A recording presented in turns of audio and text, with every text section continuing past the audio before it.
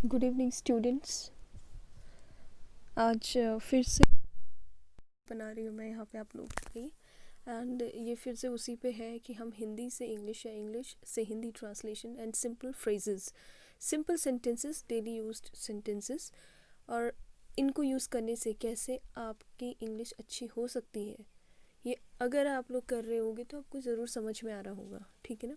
तो कल भी कुछ 15-16 सेंटेंसेस दिए थे। आज फिर से एक ऐसा ही वीडियो मैं यहाँ पे डाल रही हूँ आप लोगों के लिए, जिसमें इंग्लिश है और उसकी हिंदी है। तो जैसे फर्स्ट सेंटेंस है he is hard to please. Please एक तो वर्ड हम यूज़ करते हैं ना, please help me, please could you just give this. इस तरह से वर्ड जब हम प्लीज़, एक तो वो होता है, और दूसरा वर्ड प्लीज़ होता है एक एडजेक्टिव जिसका मतलब होता है खुश, प्लीज़। ठीक है। तो यहाँ पे उसको खुश करना बहुत मुश्किल है, तो इसका ट्रांसलेशन क्या हो जाएगा? He is hard to please.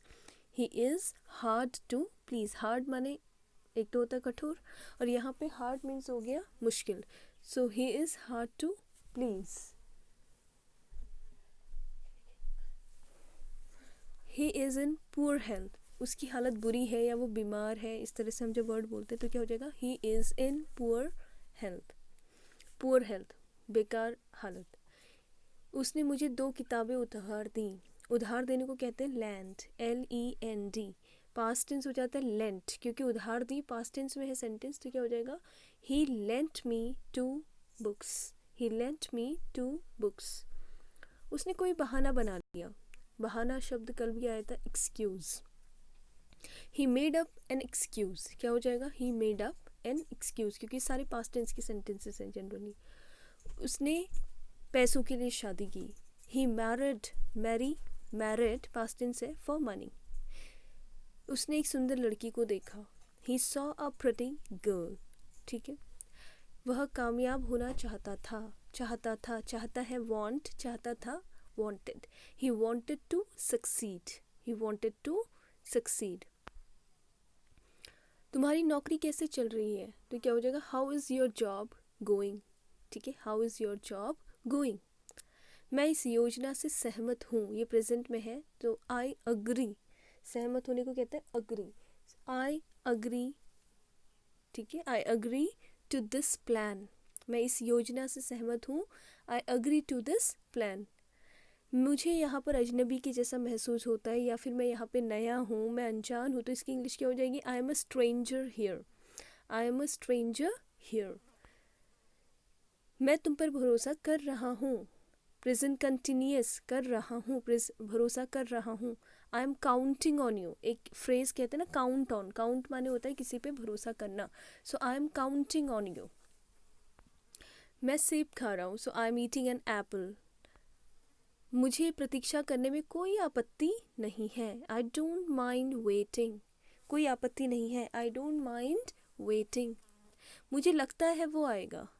लगना, उम्मीद करना, तो उसको इंग्लिश में कहते हैं एक्सपेक्ट। प्रेजेंट इंडेफिनिट का सेंटेंस है आई एक्सपेक्ट, मतलब मैं उम्मीद करता हूँ, मैं आशा करता हूँ, या मुझे लगता है, बात एक ही है।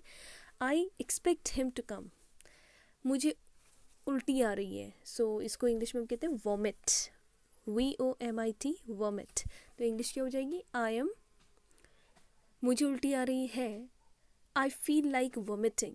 I feel like vomiting. मेरे पास कुछ दोस्त हैं, या मेरे कुछ दोस्त हैं। So I have a few friends. I have a few friends.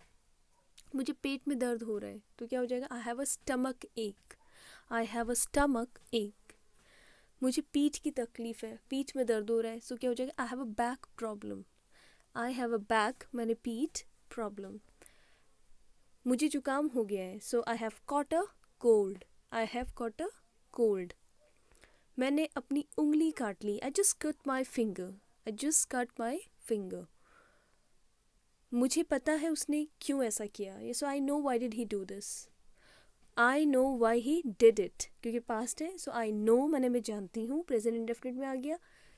क्यों उसने ऐसा किया? आई know why he did it. मैं एक बड़े शहर में रहती हूँ या रहता हूँ, जो भी आप बोले, तो क्या हो जाएगा? I live in a big city. और अगर मैं छोटे शहर में कहूँगी तो क्या हो जाएगा? I live in a small place. मैं बेहोश हो गया। I lost consciousness. मैं बेहोश हो गया। I lost consciousness. सीरियसनेस। मैंने तो मजाक के तौर पे कहा था, कहते हैं ना कि बस अरे सीरियसली मत लो, ये तो मजाक था, तो क्या हो जाएगा, I meant it as a joke. इसको हम ऐसे भी कह सकते हैं, oh it was just a joke, या फिर हम कह सकते हैं I just cracked a joke. So बहुत सारे तरीके हैं। It meant, I meant it as a joke, I cracked a joke, ठीक है। इट इज़ अ जोक, कुछ भी बोल सकते हो। मैं कल मैरी से मिला था या मिली थी। आई मेट, मिलना को कहते हैं इंग्लिश में मीट, MEET, मीट माने होता है मिलना। उसका पास्ट टेंस हो जाता है मेट, क्योंकि पास्ट टेंस में कल मिला था, तो क्या हो जाएगा, आई मेट मैरी यस्टरडे। मेरे ख्याल से तुम सही हो, मुझे लगता है कि आप बिल्कुल ठीक हो, तो क्या हो जाएगी इसकी English, I think you are right. मुझे लग रहा है कि आप सही हो, I think you are right. मुझे अपने पैसे वापस चाहिए, I want my money back, I want my money back. मैं तुम्हारे साथ आऊँगा, फ्यूचर इंडेफिनिट के सेंटेंसेस हैं। विल शैल पढ़ाए हैं, फ्यूचर टेंस का मैंने आपको आपके उसमें वीडियो शुरू में ही डाल दिए थे। I will come with you मतलब मैं आपके साथ आऊँगा। मैं मानता हूँ कि मैं गलत था। किसी चीज़ को मानना, अपनी गलती को मानने को हम जनरली कहते हैं admit. Please admit your fault, अपनी गलती को मानो। अगर हम किससे कह रहे हैं कि अपनी गलती को मानना सीखो, सो मैं इंग्लिश में हमें क्या कहूँगी, first you have to learn to admit your fault.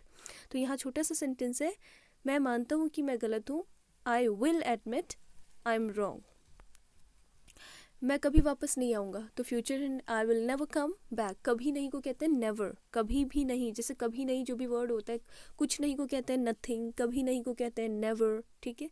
I will never come back. और ये जो आई एपोस्ट्रॉफी LL है, it is an contracted form of I will.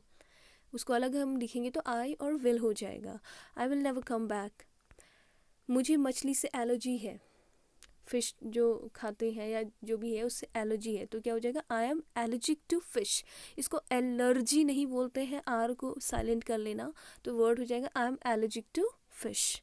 या किसी भी और चीज़ के लिए अगर कहीं किसी को किसी से भी एलर्जी होती है, जैसे सपोज डस्ट से है, तो क्या हो जाएगा, I am allergic to dust, I am allergic to cold wind, I am allergic to fish. मेरा चश्मा खो गया, I have lost my glasses, और वैसे स्पेक्टिकल्स भी कहते हैं। मैं फैसला कर चुका हूँ, आई have made a decision, present perfect, ठीक है। पढ़ा था आपने, ऐसा कर लिया है या ऐसा कर चुका हूँ, डिसाइड कर चुका हूँ, तो क्या हो जाएगा, I have made a decision. I have, ये I apostrophe VE again is a contracted form of I have made a decision. वह किताब पढ़ रहा है क्या। अब क्या वाले जो क्वेश्चन हमने कैसे सीखे थे, क्या वह किताब पढ़ रहा है, तो इज एम आर से शुरू होगा, प्रेजेंट कंटिन्यूस है, so is he reading a book, is he reading a book, interrogative.